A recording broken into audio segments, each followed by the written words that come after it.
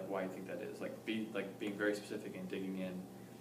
Because of a lack of consistency, what impact is that having on the kids in their minds? You mentioned they know they can do it. Tell me more about that. What's the impact that's having? Well, if they did it yesterday, they're going to do it again today. Why? Because I'm not going to do anything about it. Okay. So then they can do it again because I think that's a really strong reflection. I think that, right, like this here is what's going to fuel, I think the fact that you can see that and process that is putting you in the right place. So what I want to do, we might jump back up here, but I'm actually going to jump down to this part. So, based on what you just said, what you know the gap is, what needs to happen for you? Like, if you're thinking about next steps for me, what needs to happen in order to fill in that gap? I mean, I can tell you what you want to hear. No, I want you to tell me, like. I mean, I need to create a discipline plan, and I need to be consistent with it. Okay, consistent execution. So, I want to call it planning. Proper planning, consistent execution. Tell me more. Or just tell me what's holding you back. How come these things aren't happening? Because I don't know what to do. Okay. I know before we've talked about like the negative consequence system, like first warning this, second warning, see change, third warning, call home.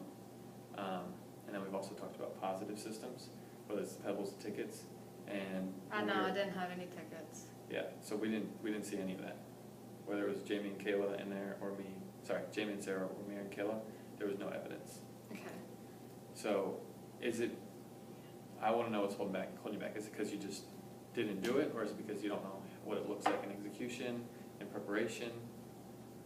No, it's just because I forget to do it, and then also like, so the positive system they get for being on track, or but then I still have students who keep getting them, because they're on track at some point in time, and they keep getting them, but then they like act up later. When you keep getting them, what do you mean? Like they'll keep getting tickets because they are engaged in like half of my students that cause problems are students who are constantly engaged in the conversations. Okay. And so that's like extremely hard on me. Like LeBron, who sits up at the front, he's answers everything, but he's also the person that I'm constantly on. Okay. Questions? I think we're going in the right direction here. You said half of my students who cause problems are the ones consistently engaged. You also earlier mentioned this, having 100% of students something to do 100% of the time. Is there a correlation there? Have you felt like the times when maybe I don't have something, I see a little bit more like issues in class? Or do you think it's a different direction where we don't have consistent, like is it this consistency that's holding us back in the execution? Or is it the planning where I don't have 100%? I mean, I think that definitely planning plays a part in it. Okay. But even like at this point right now, like there are times whenever I give a specific instruction, like right now you should be working on this exercise, and they're back there just not working on the exercise because even though they've been given a specific direction. And so even after like positive narration takes place, like so-and-so started, they're still. Okay, question. Lindsay, do you need something?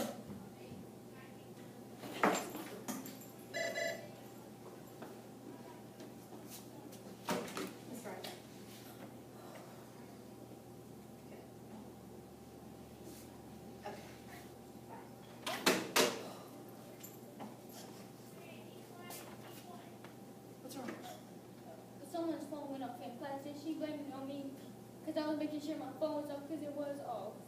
And my phone don't even make that sound.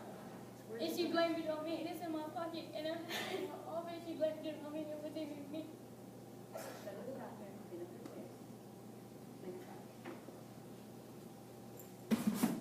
She okay? She's gonna trouble her phone. You can do what you need to do. Okay, question for you. would you say, thinking about yesterday specifically, would you say that if I'm thinking about the 4-step model, right? If I'm thinking about 100% of attention, clear and explicit instructions, checks for understanding,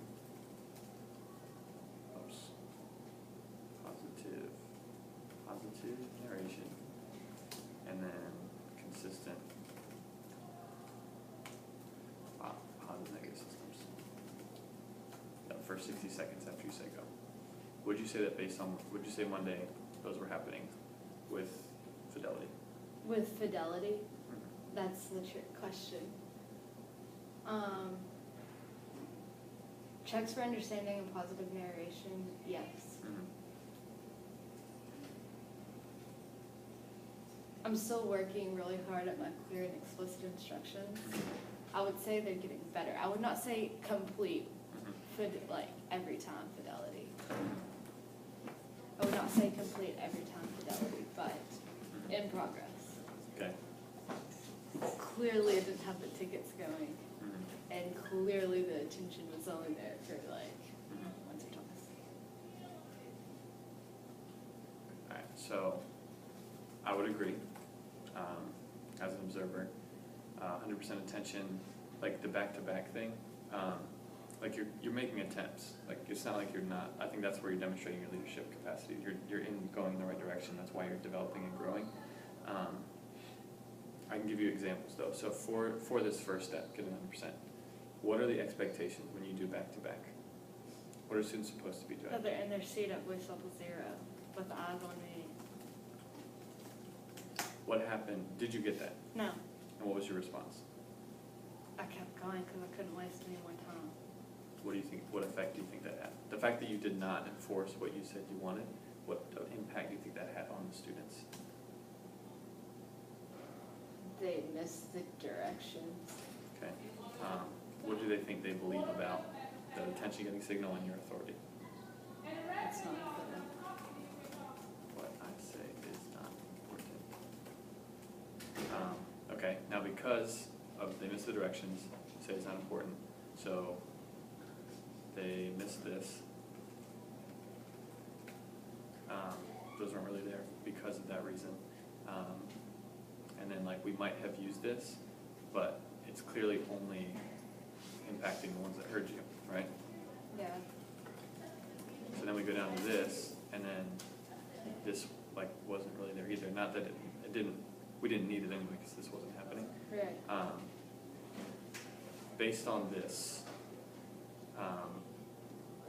like if you're thinking about what you're doing differently, say tomorrow, like what are you doing differently that's going to have an impact on students meeting the expectations that you need?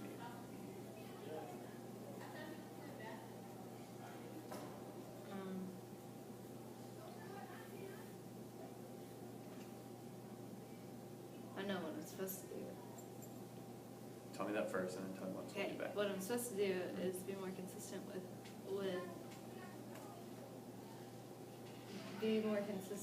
with both positive and negative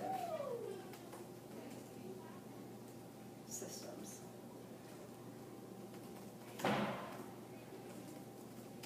we can, in a little bit, we can get into what that looks like, but keep going. What else are you doing differently?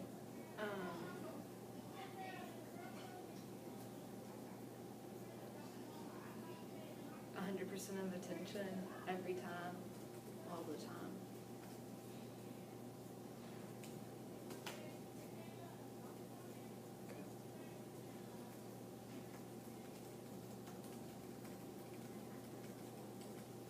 Okay.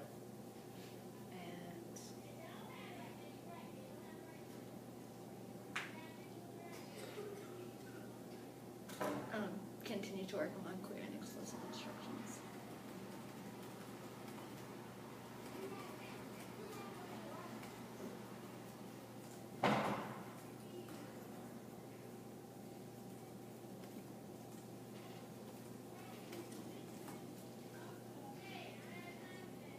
Okay.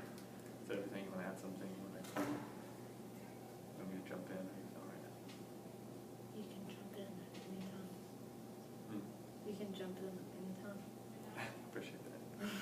just wanna make sure you weren't like No. still processing. I Okay. know that those are like 4 things that, or 3 things that I need to do, but So what's holding you back?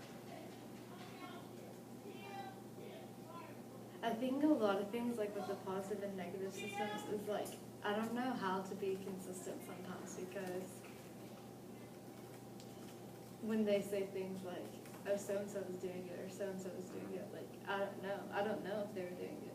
Or I don't know what happened over there in that situation, and so because I don't know, like a lot of times I'll just like let things go because I'm like, I don't wanna be the one that's in the wrong.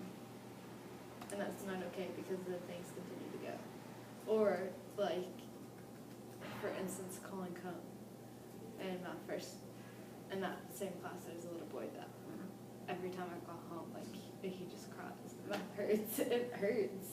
Yeah. So like, Okay, let's do this, let's transition a bit here, let's go ahead and go into what it looks like in the execution for each one of these steps.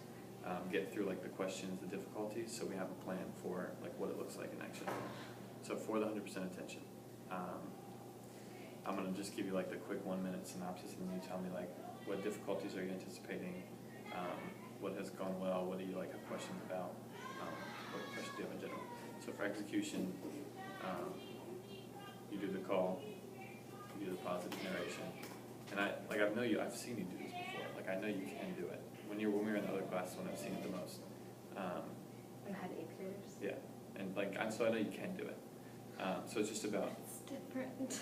So you adapt, and I know you can, and I know you can. You adapt. It's the same. This works at every level. There's adaptations you have to make based on the students you have, but it works. You just gotta adapt. So call, pause narration, whether you do the back-to-back, whether you do the clapping, whatever you do the call, countdown, pause narration. You do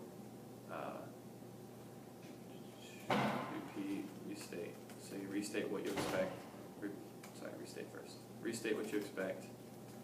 Repeat it one more time, and then positive, positive, negative, positive, positive, negative, and then the negative until you get to 100%.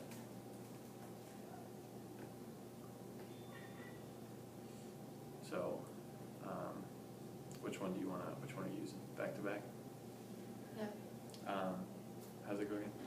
Just to bring it back. Bring it back to back. Is that it, right? Yeah. Okay, so do it twice and then a third time, on the third one, and say, I see, or do. I've been doing it until I get them. Yeah. Until I get them saying it, but it's also like Can I not see? really effective Why? because they don't care. And there's no negative. No accountability. Because they know you're gonna do it again and again and again, right? Yeah. So because they know that, they're just gonna let you, until they're done, that way, well, I'm gonna finish my conversation, and then I'll get in with her when I'm done, right? Okay, so, this is what it'll sound like. So it'd be, bring it, let me actually type it out here. So bring it back, and then I would do positive, restate, repeat, and then once you get to back, you do positive, negative, until you get to 100%. So bring it back. I see that last eye, so that's right. It's his pencil as a reminder. When we get to the end, eyes are on me. It's time to learn. Bring it back to back. See that last eye, see that's ready to learn. This is your first one, it's level 2. This is your first one, it's level 2, etc.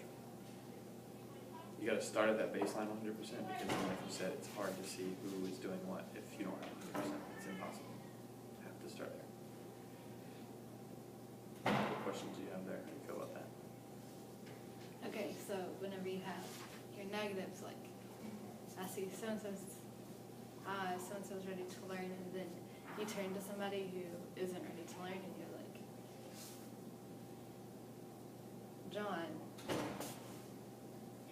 your eyes aren't on me, but then you like do another positive. Like, how do you